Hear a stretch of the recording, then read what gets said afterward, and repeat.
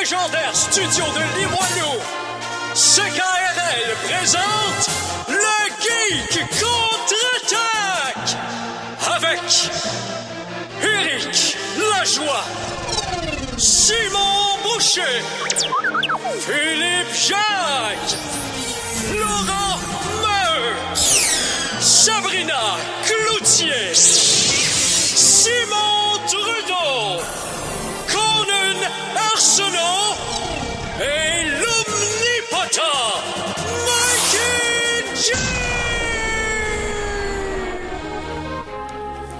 Samedi 14 février 2015.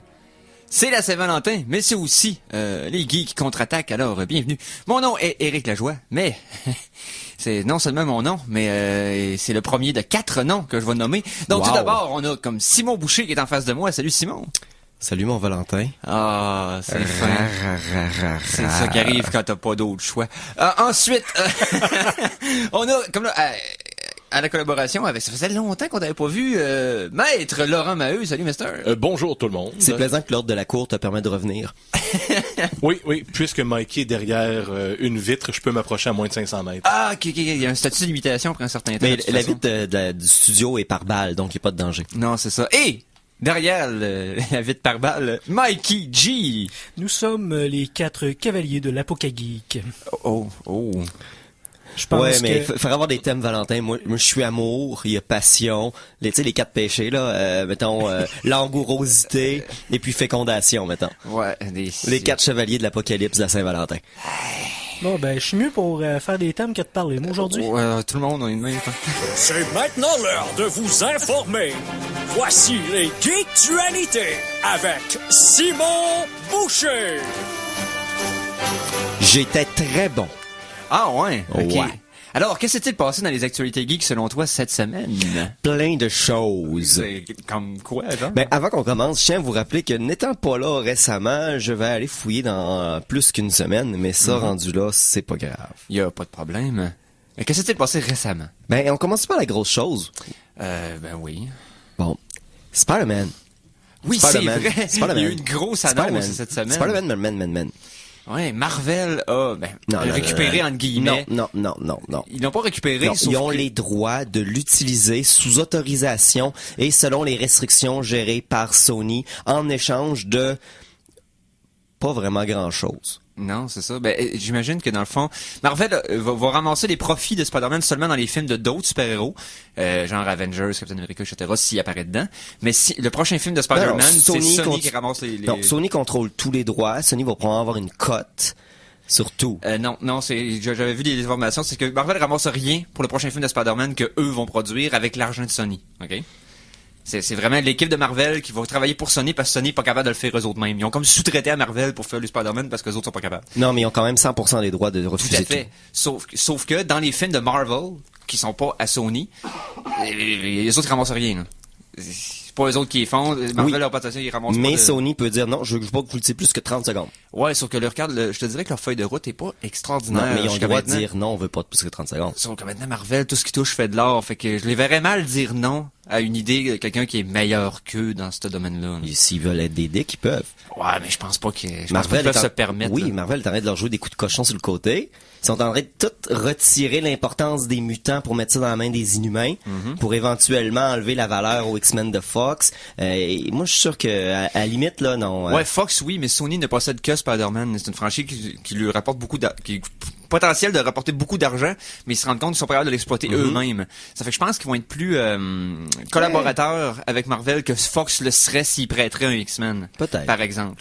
Et je On pense va pas que ce soit voir. aussi, J'ai pas grand confiance parce que là, bon, ben Andrew Garfield est parti officiellement. Ah ouais, ça va être recasté. C'est le Spider-Man de Marvel Universe qu'on va voir dans les prochains films. Les films non reliés à Spider-Man, genre les Sinister Six qui voulaient être faits, tous les c'était quoi ces choses-là, ben c'est aucun contrôle de Marvel, c'est purement Sony, fait que ça va donner ce que ça va donner. Ouais, c'est ça, on verra là, mais j'ai l'impression que même eux-mêmes ont perdu confiance en leur propre Surprise.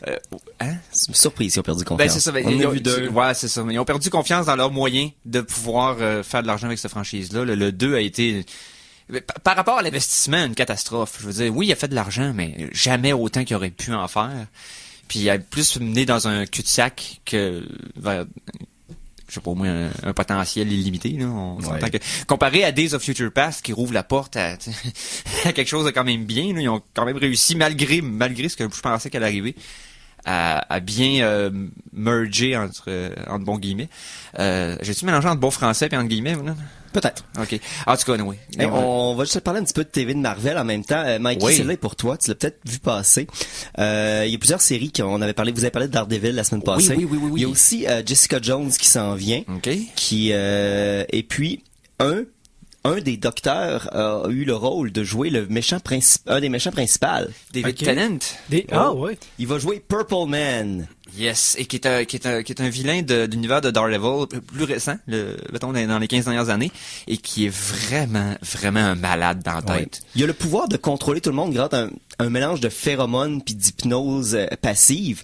Et ça implique beaucoup de viols et de sexe non consensuel et de choses de vraiment pas bon goût. Fait que ça va être drôle de voir un docteur de Doctor Who dans une position comme ça. Oui, parce que c'est un Puis vilain. mauve. Ouais, c'est ça, complètement mauve. Mais c'est un des vilains qui est surprenamment qui aurait pas pu exister à l'ère du comic code, on s'entend. Là, que Ouais. des Puis c'est étrange parce que tout le monde disait ils amèneront pas Purple Man, ils peuvent pas l'amener dans cette série-là, il est trop de mauvais goût, on pourrait dire. Ouais, mais un peu non, comme il l'a fait. ouais, c'est ça, puis un peu comme Carnage dans l'univers de Spider-Man, qu'on se disait jamais il sera en film parce que tu peux pas. Si tu mets Carnage, il va y avoir des meurtres, il va y avoir du sang, il va y avoir. Puis ils feront pas ça parce qu'ils essaient de faire du marketing aux enfants, donc. On est rendu là. On est rendu là. Ben Mais Daredevil s'en est pour être relativement sombre aussi, si vous avez vu la bande-annonce qui est sortie récemment. Là, Je suis presque intrigué. Ouais, moi aussi. Hey, on reste dans le Doctor Who? Ben oui. Ben oui. Ça te tente-tu, Mikey? Ben toujours. OK. Devine quoi? Qu'est-ce que C'est officiel. Il va y avoir pardonnez-moi l'expression, un set de Lego thématique Doctor Who. Bon. Il y a un service Oh. de Lego, ce que les fans peuvent proposer des plans, dans le fond des modèles prémontés avec des pièces existantes, et Lego, une fois de temps en temps, en prend un et en fait un vrai produit. OK. Et il y en a un, on sait pas exactement lequel, ça a l'air, si j'ai bien compris, c'est un modèle de la TARDIS que tu peux ouvrir, puis après ça replacer ailleurs pour qu'elle soit plus grand à l'intérieur qu'à l'extérieur. OK. Et donc ça s'en vient, fait que je suis curieux de voir exactement qu'est-ce qu'ils vont faire avec ça. Mais préparez-vous un beau petit système de collection des Lego de Doctor Who. Oui. Tout le monde veut une minifig du Docteur. Enfin, je vais pouvoir avoir un Sonic Screwdriver en Lego. Ah, ben oui. Oui, Ben peut-être. Tout à fait. Ouais, mais ça va être une petite pièce pour des petites mains qui ont pas de doigts puis qui sont un genre de teneur de tasse à café. Non, Ouais, je c'est vais ça. en construire un, grandeur nature, puis je vais contrôler tout sauf le bois. Je pensais que t'allais dire, on va me couper à la main, puis je vais me mettre je vais mettre une main de Monsieur Lego à la place. Ben, c'est la deuxième option. La deuxième option. Oui. Oui. Hey, il y a de là peut-être un mois, je vous ai dit quelque chose de cool.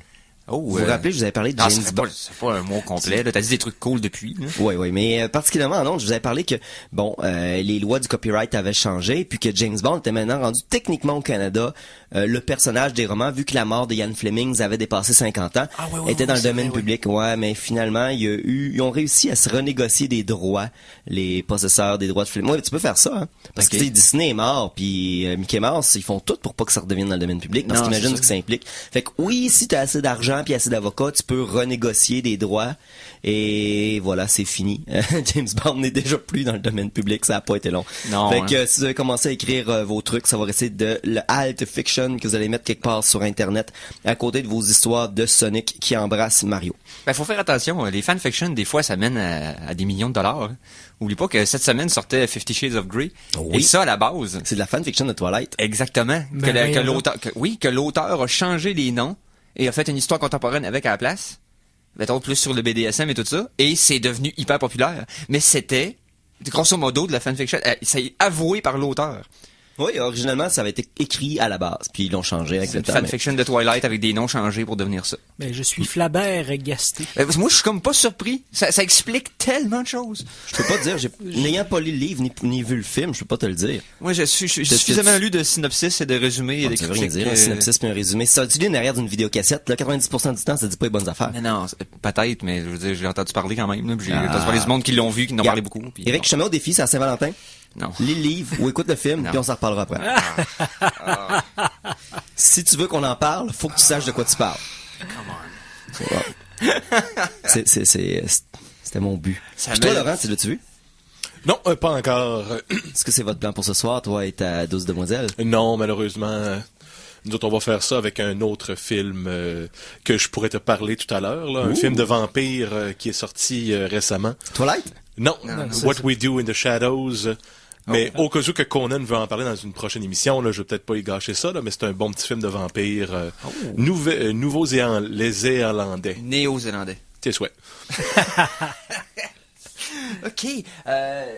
Que pensez-vous qu'on irait à une petite pause musicale et qu'on revienne encore avec des nouvelles en vrac? Ah oui, on peut bien. J'aime On ça, peut la faire musique. ça. La chanson de la semaine. Alors, chanson de la semaine numéro 1. J'y ai été avec le jeu Final Fantasy VI. Un classique, bien sûr. Final Fantasy 3 ouais, le 3 en Amérique du Nord. ou le 6? Mais le 6 réellement. Ah! Il est devenu le 6 à cette heure, ça existe plus Final Fantasy 3. C'était seulement au Super NES il y a que c'était il y a un le Final Fantasy 3 au Japon. Oui, il y a un Final Fantasy 3, le 3e. Mais celui qui est en Amérique du Nord, c'était pas le 3e, c'était le 6e. Pourquoi C'est beau, je à t'ai fait chaque parler dans le fois bar. qu'on sort... on le sait tous, on est tous des geeks, ça Ouais, fait... je sais. En J'aime tout ça cas, faire par exprès pour faire parler Eric dans le bar. ben, Peu importe. ça y est. Final Fantasy VI, qui se trouve probablement un des meilleurs jeux en 2D, là, avant l'ère des RPG en 3D, là, avec, mettons, ex-aequo avec Chrono Trigger, selon moi. Donc, on parle de Final Fantasy VI, remixé par le réarrangeur Zircon, qui est un de ceux que j'apprécie bien sur le site overclockremix.org. Toujours des contributions de qualité. Donc, on y va avec la pièce Dirt Devil. Là, il a utilisé le thème, entre autres, du Devil's Lab, Kefka, Opening Theme, Umaro. Vous allez comme reconnaître un peu les thèmes pendant la chanson. On revient tout de suite après.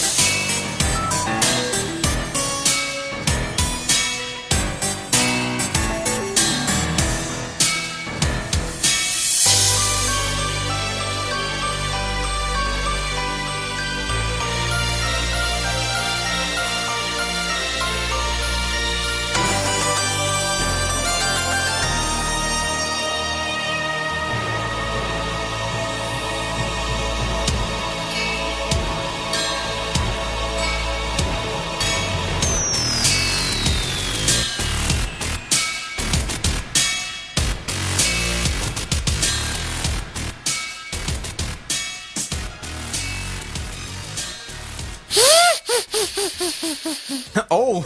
Vient d'imiter le rire de Kefka en 16 bits. C'est écœurant, ça? Et Oui, on vient d'entendre donc de Zircon, la pièce Dirt Devil. Ça, c'est tiré de plusieurs extraits de Final Fantasy VI, disponibles gratuitement sur ocremix.org. Oh!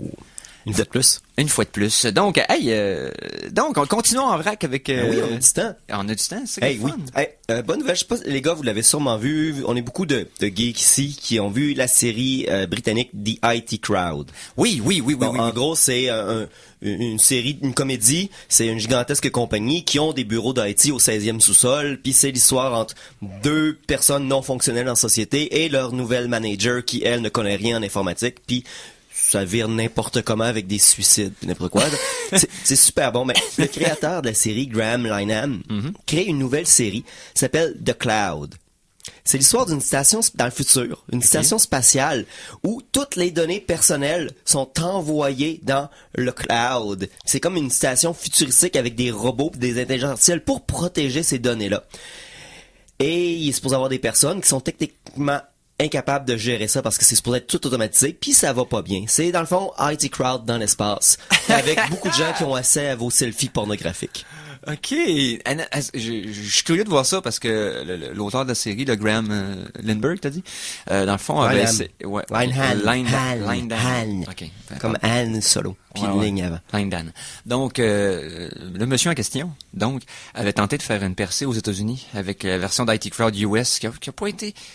qui était tellement littéral que c'en était mais weird. C'est le même avec beaucoup des bonnes séries britanniques. J'ai lu un article à quel point tu peux pas traduire les deux. Regarde, il y a eu combien de tentatives d'amener, mettons, Red Dwarf aux États-Unis. Ouais, ça a été de Office, le premier épisode était une traduction directe. Après ça, ça a parti dans une autre direction. Exactement. Sinon, ça n'aurait jamais marché. Il faut que ce soit une adaptation pour bien fonctionner parce que c'est certainement une traduction, entre guillemets. Parce que ce qui arrive aussi, dans l'article que je disais, c'est que toutes ces séries-là sont souvent produites par la BBC. Puis la BBC, c'est un petit peu comme Radio-Canada. C'est des séries financées par l'argent public.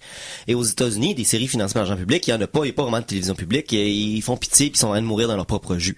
Fait que peut-être tu peux jamais avoir des séries incroyables parce qu'ils vont vendre de la pub, des produits dérivés comme aux États-Unis. Fait que c'est toujours des séries qui, dans leur nature, sont faites pour être dans des plus petits décors, dans des espaces plus fermés ou tout ça. C'est beaucoup plus géré. Ils ont pas non plus, vu qu'ils vendent pas des tonnes de publicité, ils sont pas régis par le terrible X épisodes avec des pauses de mi-saison puis un format de 40 minutes. Si vous écoutez, il y a Doctor Who qui est beaucoup plus américain dans son format, mais la majorité des séries britanniques prennent leur temps quasiment au complet. Sherlock, c'est 3 épisodes d'1h30. Ouais, c'est ça, par saison. Par saison, tu peux pas faire ça aux États-Unis. Eux autres, ils couperaient tout ça en petits morceaux de 20 minutes, puis ils mettraient des pubs entre les deux, parce que leur argent vient des publicités, tandis que eux autres, leur argent vient principalement des fonds publics, donc la publicité est un deuxième choix, fait qu'ils ont d'autres contraintes, avec les deux formats vont pas bien. C'est pour ça que ça s'écoute bien sur Netflix, ces choses-là, mais quand c'est le temps de les adapter, ça a des gros problèmes juste dans le ton puis dans le format. OK. Mais bref, non, ça va être à suivre parce que IT Crowd, l'écriture de cette série-là est vraiment malade. C'est un peu, pour les fans, un peu comme Arrested, dans le sens que il y a des détails dans chaque phrase, des cues visuels un peu partout, que tu réécoutes puis tu revois des choses qui ont été placées exprès pour dans 4 épisodes plus tard. C'est vraiment bien fait. Regarde, moi, je conseille. Et ça a duré quoi? C'est 15 3 saisons. Ouais, c'est ça. Il y a pas tant d'épisodes que ça. C'est disponible sur Netflix. Oui. Donc, gâtez-vous. Gâtez-vous. Oui, préparez-vous. Hey, est-ce qu'on célèbre une mort aujourd'hui? Non, c'est pas vrai. On va célébrer une mort de plus en plus inévitable. C'est-à-dire... Un des derniers gros sites qui supportait Flash vient officiellement de dropper 100% de son support. Donc, YouTube ne supporte plus Flash. Par défaut, ils vont envoyer vers justement du HTML5 ou des choses comme ça. Okay. Donc, on s'approche, et en tant que personne qui a travaillé dans Flash, qui a développé dans du Flash, vers un moment de plus en plus agréable. Bon, le truc poche, c'est qu'ils ont été obligés de mettre des trucs de gestion du contenu de façon légale, du DRM dans le HTML5, fait que tout le monde trouve ça un petit peu poche. Mais Flash, la seule chose qui fait cracher notre ordinateur comme le péché, est de plus en plus en train de mourir. Mon Chrome arrête pas de cracher avec Flash, pourtant il y a plus rien en Flash. On dirait, je pense que c'est juste la guerre qui veut pas. Là, je passais du temps sur les jeux Flash, particulièrement sur Armor Games. Ouais, ou Newgrounds aussi. Ouais, il y a puis beaucoup de Flash il y a games. un jeu que je regrette qu'il ne sorte pas en version Flash parce que j'aurais voulu y jouer. C'est Kingdom Rush Origins. Puis la mort du Flash, je regrette la mort du Flash simplement à cause de ce jeu-là que j'aurais voulu jouer parce que j'ai pas de tablette, j'ai pas de cellulaire. Le seul moyen que j'ai d'y jouer, c'est sur PC, puis je pourrais pas y jouer. Ben, ça dépend. Avec un émulateur. Non, tu sais, Flash existe encore. Tu peux l'utiliser si tu veux. C'est juste que de moins en moins, ça va être supporté. Et puis, plus vite ça va arriver, mieux ça va aller. Parce que ça avait moi, j'ai développé du web, c'est des gros problèmes. Ce que tu mets dans ton dossier Flash peut pas être enregistré par les robots de Google. Fait que ça peut pas être cherché sur Internet. Des menus en Flash pour faire des menus en Flash. Ah, mon Dieu, c'était mal utilisé. Peu importe. Au pire, utilise Internet Explorer. Tu vas être capable encore de se servir de ça pendant 8 ans. Ils sont tout le temps en retard, tout le monde. Donc, Chrome, ça va être complètement désuet. Non, mais tant qu'Adobe fait une version qui fonctionne, il n'y a pas de problème. Non, c'est vrai. C'est juste qu'éventuellement, ça va être plus utilisé comme, mettons, les sites qui demandent Internet Explorer seulement.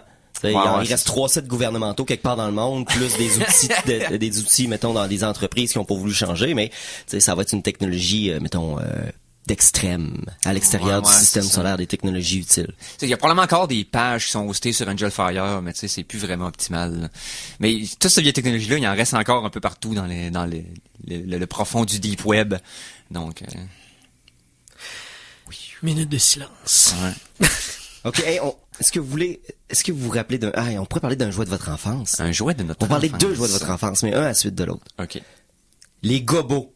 Oui, on a glissé un mot dans les dernières semaines. Ça aurait l'air qu'ils veulent faire un film avec ça aussi. Un film, et qu'est-ce que ça implique? Ça veut dire le retour des jouets. Ah ben oui, c'est vrai ça. On a vu des images des nouveaux gobos. Vous vous rappelez, les gobos, c'était le petit frère en chaise roulante du Transformer. Ouais, c'est ça. Ça se pliait en 2 morceaux. Ouais, la moto avec qui était le chef des good guys avec le roue dessus de la tête, et le F-14 Tomcat qui était le evil dans le fond. Ouais, c'est égal, je veux dire, c'est le même pied d'égalité. Une moto contre un jet, tu sais, évidemment. Ouais. Mais on avait un van contre un gun. Comment? Bon, peu importe. Mais maintenant, regardez l'inverse. Si vous allez dans la ligne de jouets Transformers pour enfants, pas les cools, là, mais ceux-là pour enfants, ça, il y en a que tu frappes sur la table puis ils se transforment en robot. Tu le frappes sur la table, ils se transforment automatiquement en véhicule. T'as même plus besoin de rien faire. Ouais. Puis les nouveaux gobos, c'est vraiment comme les vieux Transformers avec 16 millions de procédures pour tourner le bras, pour lever l'aile. Fait que si tu réussis à te transformer, t'es capable de faire un Rubik's Cube. Exactement, c'est le retour du balancier. J'ai hâte de voir ce que ça va donner. C'est comme le jour, c'était comme le méga bloc du Lego. Ben les deux sont en train peut-être de revirer de bord. Oh. Mais je voulais vous parler d'un autre jeu, je pense. C'est-à-dire, faut juste que je le retrouve, il est en haut ici. Est-ce que vous vous rappelez du Viewmaster? Le Viewmaster, ben oui, le Viewmaster. Que tu tournes les diapositives dans c'est une paire de lunettes en plastique, comme des jumelles, que tu mettais une rondelle avec des images. On avait des négatifs. Dans le fond, il y avait des négatifs tout le tour. C'était pas des négatifs, c'était des joints. Et la préhistoire de l'Oculus Rift. Exactement. Tu cliquais dessus et puis ça tournait puis tu voyais les images en 3D. C'était vraiment, vraiment, vraiment cool. Ben, Google et Mattel ils veulent ramener le Viewmaster. Mais de quelle manière? Un peu comme, vous avez vu le Gear VR, dans le fond, tu utilises un Samsung Note dans un bout de carton, puis ça te fait un Oculus Rift. Le Gear VR, c'est que tu mets un Samsung dans une genre de lunettes, puis ça te fait un Oculus Rift facile.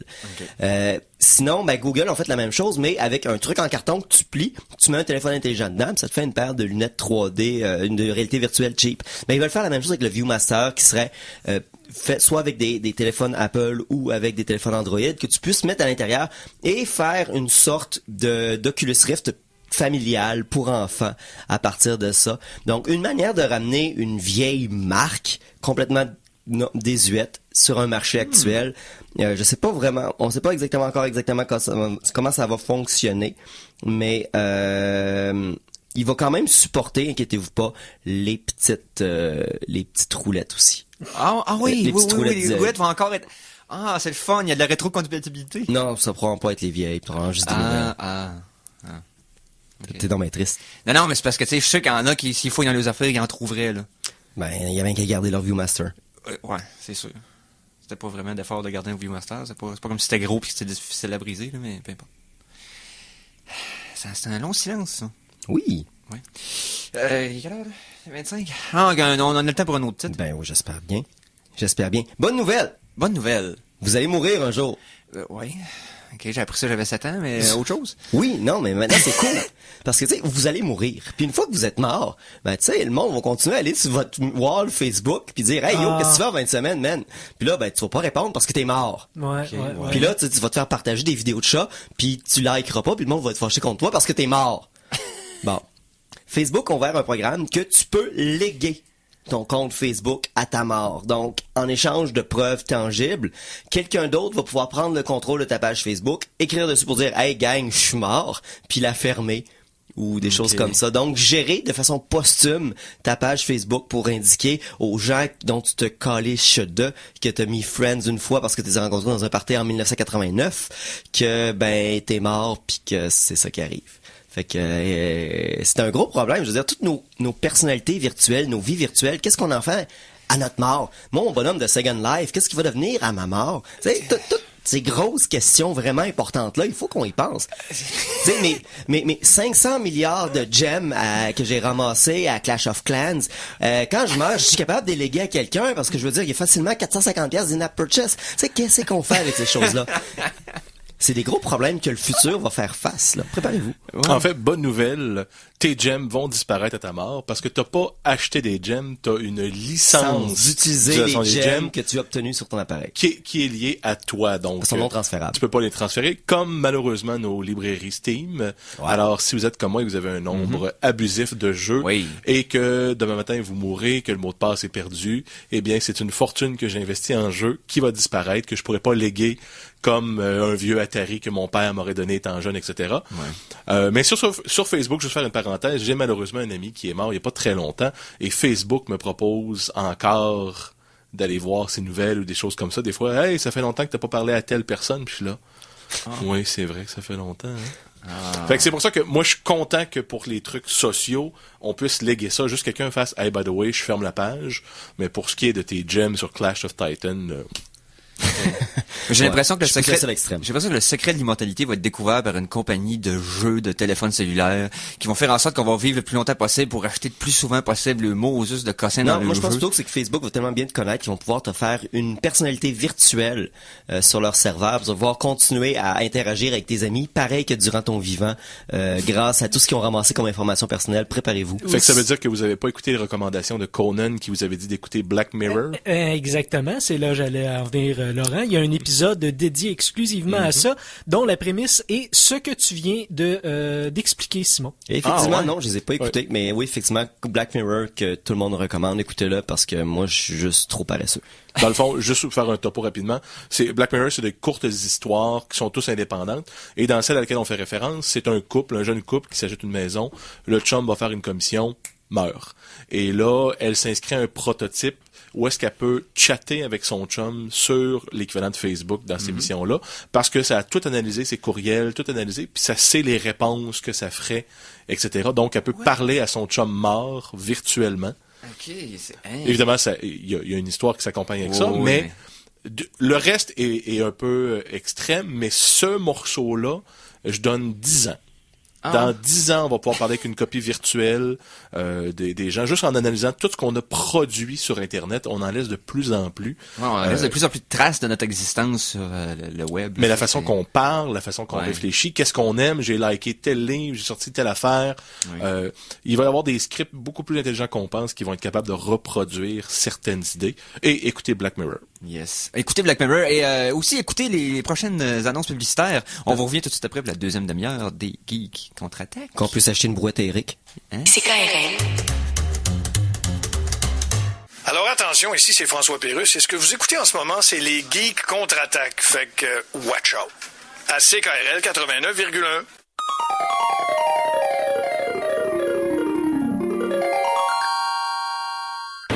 De retour de la pause, revoici les Geeks contre-attaque.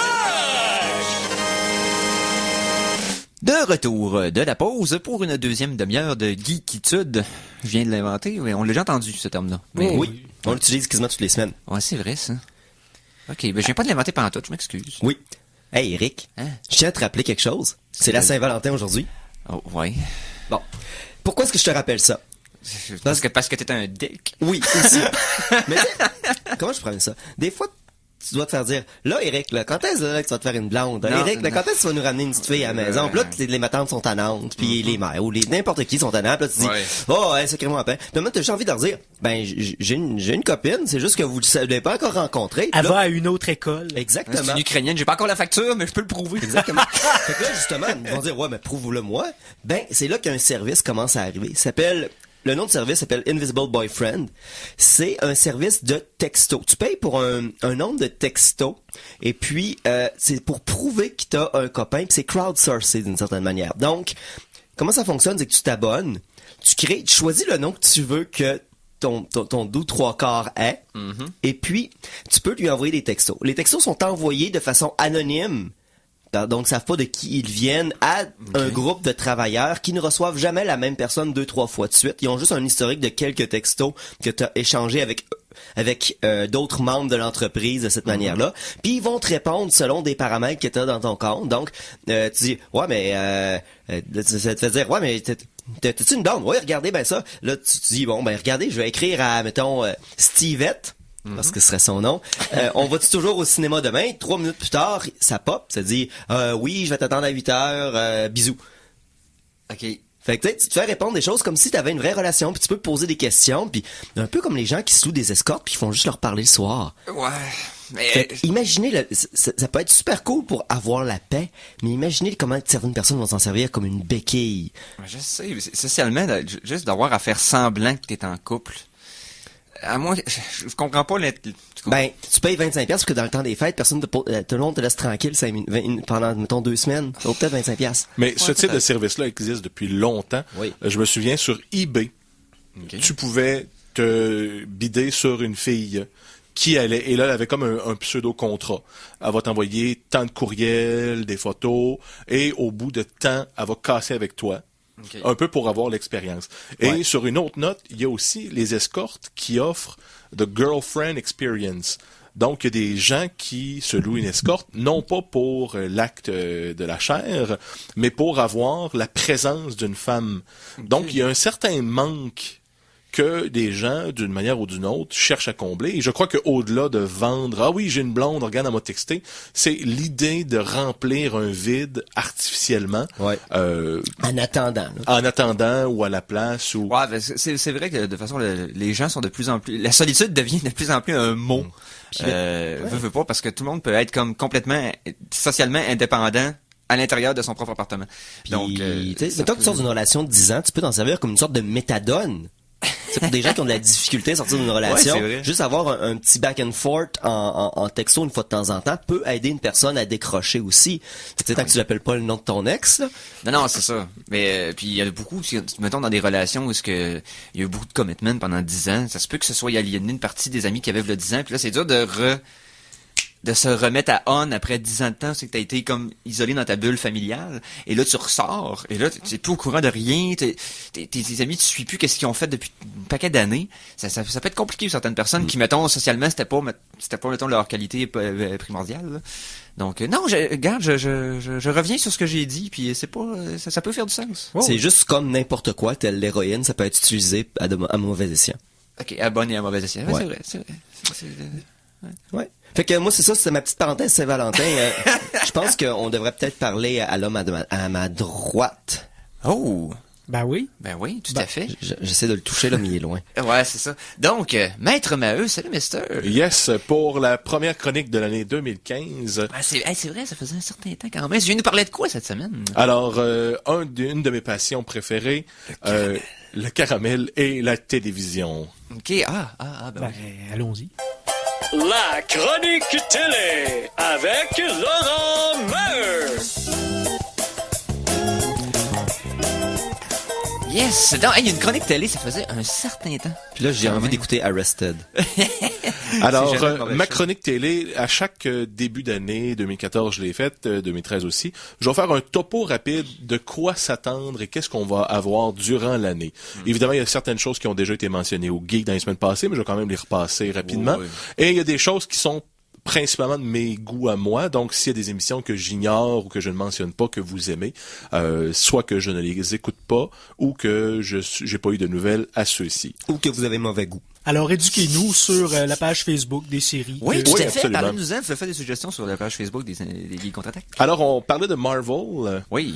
Présentement, à la télévision, il y a Marvel's Agent Carter qui a une série de 8 épisodes qui sert d'entre-deux avec l'émission Marvel's Agents of S.H.I.E.L.D. Yes. Donc, avant la fin de la série, on a découvert que la série télévision avait eu le droit de parler des Inhumans et de transformer une de leurs membres de l'équipe, le cast member en une des Inhumans. Avec Donc, le Terrigen Mist. et après ça, on a eu une pause de 8 émissions avec la blonde de Captain America après que Captain America soit mort dans le film de Captain America. Oui. Mais pour ceux qui aiment bien et qui se demandent qu'est-ce qui va se passer avec les Inhumans, Marvel's Agents of S.H.I.E.L.D. reviennent le 3 mars Yes. après la série de 8 épisodes de Agent Carter. Juste une petite parenthèse. Agent Carter dans l'histoire de Marvel est celle qui va fonder S.H.I.E.L.D. Oui. Donc oui, c'est tout à là fait. un petit peu le lien entre toutes ces choses. Tout à fait. Et qu'on sait malheureusement que ça va être possédé par Hydra. Hail Hydra! Une autre grande série qui revient à la fin du mois de février, House of Cards, saison 3. Oui. Si vous n'avez pas écouté ça parce que vous dites que c'est un thriller politique, mais j'étais d'accord avec vous jusqu'à temps que je l'écoute. Kevin Spacey, si c'était un film d'horreur, il pourrait jouer ce même personnage-là. C'est fantastique, le drame. C'est pas très très politique, là. Ça se passe pas dans les chambres où est-ce que le monde s'ostine. C'est pas la télévision parlementaire où est-ce que le monde font « Monsieur le Président, pourquoi telle affaire? » C'est beaucoup plus un suspense Ouais.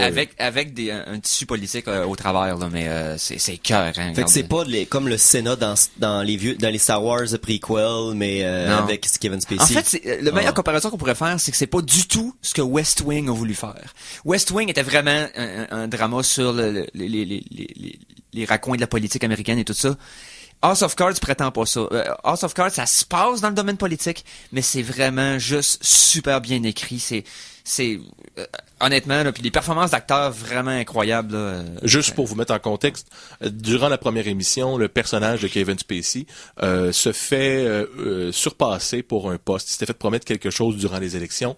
C'est une autre personne qui l'a eu, et là il décide, ça y est, je vais devenir président. Et là commence une longue montée d'un homme pas corrompu, mais vraiment il a son propre code moral. Qui est prêt à beaucoup de choses pour se rendre où ce qu'il veut aller. Oui, et c'est fantastique, juste parce qu'il a été trahi par ceux au pouvoir.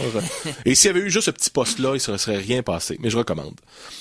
Pour d'autres fans, le 17 mars, le retour de Community. Oh, c'est vrai, avec l'auteur original en plus. Oui, l'auteur original, malheureusement, plusieurs personnes ne figureront pas sur la liste des...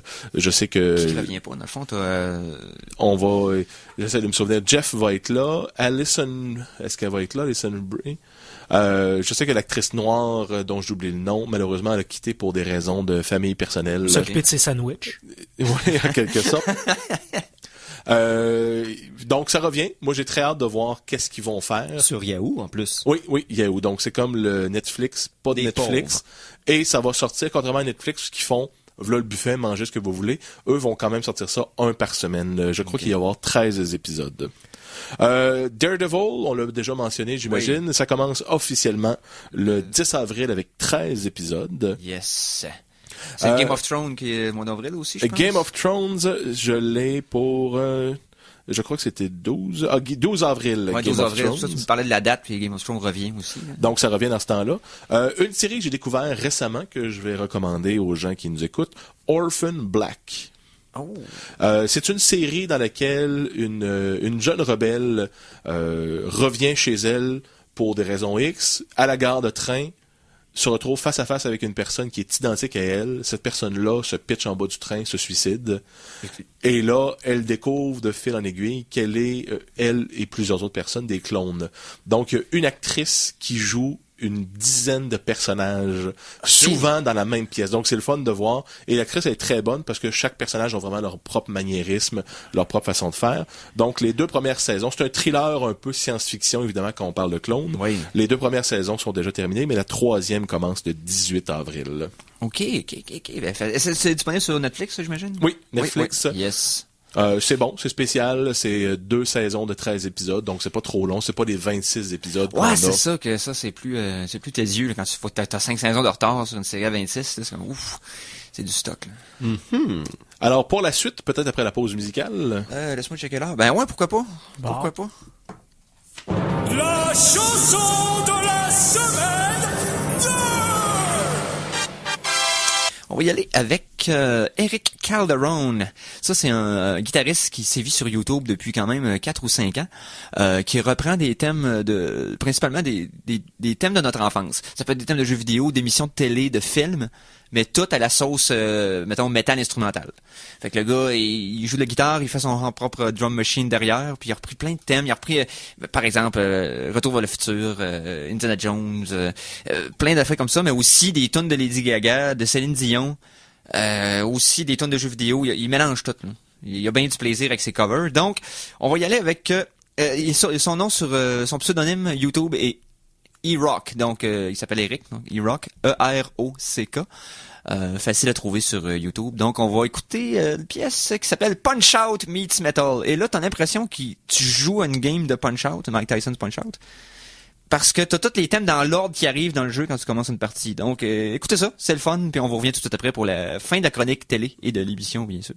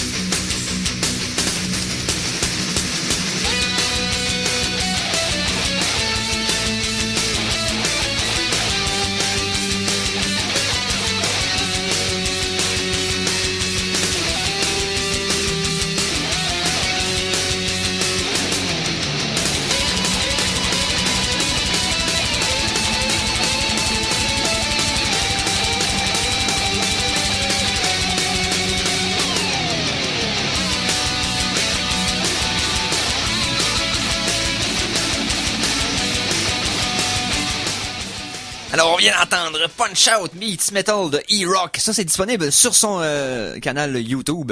Donc, allez-y allègrement. Il y a beaucoup de matériel à écouter là-dessus. Et en plus, sur son site, tu peux downloader toutes les tracks gratuitement. Donc, voilà. Alors, de retour sur ce qui s'en vient dans le futur. Le futur. Alors, s'il en reste amateurs de l'émission Mad Men, la fin de la saison 7 va recommencer le 5 avril. Ils ont vraiment coupé en deux. Probablement, moi, dans ma tête, j'imagine qu'il y a des contrats, puis on dit, si l'émission dure 8 saisons, vous avez tel prime ou n'importe quoi. Fait que la saison 7, ils ont fait 10 épisodes l'année passée. Ils ont attendu 1 an. Et là, ils vont faire les 10 derniers épisodes. Mais c'est pas la saison 8. C'est la saison 7, partie 2. Ouais. À 1 an de différence. Ouais.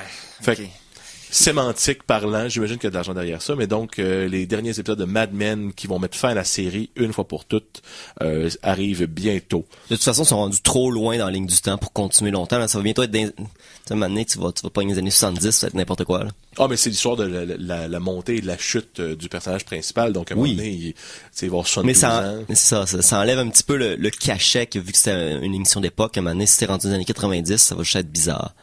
Parce que j'ai l'impression qu'ils ont ils ont trop étiré la sauce. Tu sais, je veux dire, Breaking Bad a fini au bon moment. Je veux dire, ça a été 5 saisons.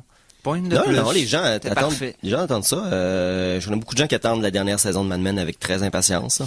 Ouais, parce qu'il y a eu cette saison, c'est pas super long. Oui, on s'attache aux personnages. C'est pas des séries de 26 épisodes par année. Donc, j'imagine que les gens sur Netflix vont pouvoir faire du binge-watching puis toutes les écouter en un bout puis juste perdre une semaine. Un coup de cœur à moi il y a 2 ans et de l'année passée. Si vous l'avez pas écouté, sérieusement, arrêtez, lâchez l'émission de radio, allez vous le voir sur Netflix. Hannibal. La saison 3 va commencer en juin de cet été. Il n'y a pas de date encore. C'est une série fantastique, superbe. Et comme il n'était pas sûr d'être renouvelé pour une 3e saison, la saison 2 se termine. Il y a une fin. Donc, c'est pour ça que... Et là, et surtout qu'ils ont fait la saison 2, ils ont su durant la saison 2 qu'il allait avoir une saison 3, mais ils ont quand même fait la fin de la saison 2. Et ils font des choses que j'ai jamais vues à la télévision, côté histoire. Parce vu que tu savais qu'ils finissaient. Vu que c'était possible qu'ils finissent. Donc, ils ont vraiment fait des choses que normalement, tu fais pas. Par exemple, des personnages principaux ou des choses comme ça, parce que tu dis, ben non, c'est sûr que le gars qui est dans les génériques du début va se rendre jusqu'à la fin parce que, c'est sûr, le gars, puisque Hannibal vient de livre, le gars d'un livre, donc nécessairement, il va survivre pour faire l'histoire du livre plus tard. Mais eux, en fait, non, nous, on compte notre propre histoire. Il y a plein de tabous qu'on fait comme garde. Donc, Hannibal, saison 1, 2, déjà disponible, la 3e au mois de juin. Le mot-clé est fou. Moi, j'avoue, j'ai pas été très éloquent sur celle-là. Un cartoon que j'ai découvert cette année, Rick and Morty. Oui. Simon m'en parle hors d'onde quasiment toutes les semaines. C'est 10 ou 13 émissions. Ça a l'air d'être vous savez, un peu Adult Swim, une émission qui est comme loufoque, comme des aventures science-fiction avec un petit gars puis son oncle qui... Grand-père. Son grand-père, oui. Puis là, au début, tu fais comme, c'est humoristique. Puis là, à un moment donné, l'émission commence à dire, oui, mais il y a une profondeur. C'est deep. C'est très drôle, c'est très punché. C'est le mal, là. Mais ça, c'est Adult Swim, hein. Ils font toujours ça. Ils commencent avec un concept, tu dis, je comprends, c'est les aventures de lui et son grand-père. Quel loufoque. Et là, à un moment donné, ils changent de dimension, remplacent les gens, sont morts, et ils font référence à ça. Puis t'es comme là, genre, oh mon Dieu. Une scène où quelqu'un pointe à sa propre tombe, c'est toujours weird. Pour Mikey, Doctor Who, oui. À l'automne. On n'a pas de date, malheureusement. Et la compagnon était pas supposée revenir, mais elle revient. Mais ça tombe bien parce que le début de la saison était un petit peu croche, mais à la fin, la relation Clara-Docteur était extrêmement intéressante. Oui. Moi, j'aime bien ça qu'ils sachent pas quel âge qu'elle a, ou si elle est belle ou pas belle. Parce que dans la dernière émission, il la voit très vieille, puis lui, il s'en rend pas compte. Parce que le docteur, il s'en fout, c'est ça. Là. Lui, l'âge, c'est un concept abstrait. Là. Il voit que ce docteur-là. Dans David Tennant qui tombe en amour avec Rose, c'est correct, mais après ça, quand on est tombé avec ce docteur-là, lui est comme fait genre, t'es humain? Pourquoi est-ce que tu coules des yeux? Qu'est-ce qui se passe? As-tu un défaut? Non, je pleure, je t'émotive. Donc, ça revient en automne. On n'a pas de date, fait qu'automne, ça peut aller jusqu'au 21 décembre. Ouais, effectivement. Tout à l'heure, on en parlait, Black Mirror. Oui. Pour ceux qui l'ont écouté, faites attention, il y a eu un spécial de Noël qui est sorti dans le coin du 24 décembre, que vous avez peut-être manqué. C'est le dernier épisode qu'on risque d'avoir pour un petit bout. Alors, et bonne nouvelle ou mauvaise nouvelle, selon votre interprétation, il y a des discussions pour faire une version américaine de l'émission Black Mirror. On va prendre une mauvaise nouvelle. Mais les Américains ont eu un Twilight Zone qui était pas si pire. Fait que peut-être qu'ils vont être responsables ou qu'ils vont faire C'est un 1 sur 5 à peu près qui fonctionne, mais le reste... C'est pas des bonnes stats, ça. C'est pas des bonnes stats, mais on peut se croiser les doigts et espérer que ce soit bon. Là. On en a parlé légèrement tantôt. Sherlock, il va y avoir une émission en 2015. Spécial de Noël. Et il va y avoir la saison 4 en 2016. Okay. Alors, évidemment, on parle de Benedict Cumberbatch et de Morgan Martin Freeman. Morgan Freeman. J'ai fait l'erreur de dire ça une fois. C'était pas le même show, mais c'était très intéressant comme idée. Mais donc, ça, c'est vraiment ces deux acteurs de films super occupés, là. Et ils font quand même une série télé, ils font 3 émissions, ils se brûlent pas. Moi, je trouve ça fantastique. C'est plate pour nous de dire, il faut attendre 1 an et demi. C'est quasiment une série de films, dans le fond. Si on veut être honnête, là, c'est une série de films, parce que chaque épisode... C'est 1h30. C'est ça, c'est un film. Et une grande petite nouvelle ou une petite grande nouvelle, Arrested Development, saison 5. Quoi? Pas de nouvelle. Ah. Mais mais il y a quand même une nouvelle sur l'émission. Récemment, il y a eu une nouvelle que notre cher narrateur était de retour en studio. Ils vont faire un recut de la saison 4. OK. Donc, c'est là qui a été fait en Netflix? Oui. Donc, il va y avoir une version 2.0 où est-ce que ça va être raconté de manière chronologique. Okay. Avec, semblerait-il, quelques scènes qui auraient été coupées au montage. Parce que de la narration supplémentaire pour remettre les bouts. Il y avait pas un fan qui avait fait ça, justement? Puis... Je crois que oui, ouais. Mais là, c'est officiel. Okay. Donc, malheureusement, ils ne filmeront pas de nouvelles scènes, mais il devrait avoir du matériel qu'on n'a pas vu où ils vont ramancher ça pour donner un certain sens. C'est correct, ça va me donner un prétexte de réécouter les premières saisons, puis après ça, de la quatrième, puis que ça va garder le même thématique. Yes. Donc, c'est ça pour mes nouvelles de télévision. Beaucoup de choses qui s'en viennent pour les geeks. On est très choyés ces temps-ci. Donc, profitons-en avant que la génération Twilight prenne le contrôle de la télé. Ouais, ça, puis il y a aussi le fait que côté super-héros, on est gâtés aussi. Là. Il y a Arrow puis Flash qui fonctionnent bien du côté de DC. Marvel qui s'en vient pour en sortir. Il y a Gotham qui fonctionne bien aussi. Du côté de Marvel, on parlait d'Agent Carter puis de Daredevil, mais il y a aussi Heroes for Hire qui s'en vient. Probablement Iron Fist, Empowerment. Là, il y a des rumeurs pour ça. Donc Luke Cage. Beaucoup de... Oui, Doctor Strange. Yes. En film. Le film, mais je sais. Parce que je parle des séries télé. Mais parlant de film, rapidement, ils ont confirmé que le prochain Avenger serait 17 minutes plus long que l'autre Avenger, ce qui nous rend à 2h40-ish. Fait que c'est long. Ah, peut-être de 17 minutes de Spider-Man. Mais c'est pas Lord of the Spider. Non, mais je pense qu'ils vont te donner une bouteille vide pour faire pipi durant le film. Ah, ok, ça serait le fun, ça. Donc, il y a la nouvelle série aussi, Professeur Zouk. C'est Brice qui fait ça. Ah ouais? C'est télé ou radio? Ah, c'est radio. À quelle antenne? C'est à CKRL et l'émission s'appelle, en fait, Tout feu, tout flamme, mais on va écouter ça tout de suite après qu'on ait fini de niaiser nous autres. Dans 3 minutes! À peu près là. Ah, okay. Donc, ça a été tout en film et jeux vidéo, en film et en série télé. C'est correct. On a parlé du petit écran. Ben oui, tout à fait. Donc, merci Simon! Merci, le petit animateur. C'est vrai, ça. Ouch. Merci à Laurent, faisait longtemps. Ça fait plaisir. Merci à Mikey, bien entendu. Petit animateur de stature uniquement, je tiens à le préciser. Ah, merci. Merci, fou. Et merci, bien sûr, à tous les auditeurs qui nous suivent de semaine en semaine, soit live, soit sur le podcast. Donc, gênez-vous pas pour revenir la semaine prochaine. Donc, on se voit même heure, même poste. Salut les geeks.